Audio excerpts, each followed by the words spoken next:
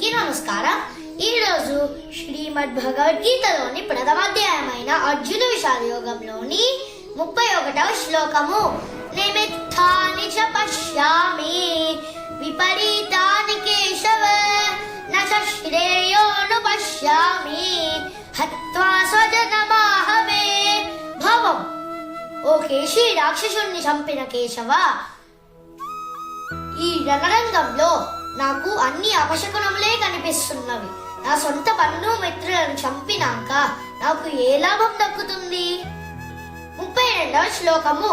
నకాంక్షే విజయం కృష్ణ నచ రాజ్యం సుఖాని చ కిం నో రాజ్యేన గోవింద కిం భోగైర్జీవితేన వా. భావం: ఓ కృష్ణ, నాకు విజయము గాని రాజ్యము గాని ఆ రాజ్యం వల్ల దక్కే భోగాలు గాని నాకు అక్కర్లేదు.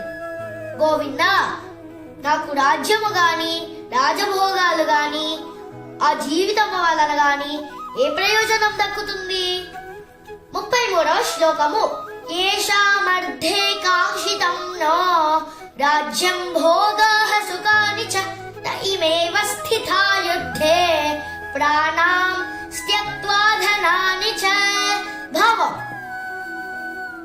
మనం ఎవరి కోసమైతే మన రాజ్యాన్ని రాజభోగాలను ఇవ్వాలనుకున్నామో వాడే తమ ధన ప్రాణాలపైన ఉన్న ఆశను వదులుకొని ఈ రణరంగంలో నిలిచి ఉన్నారు.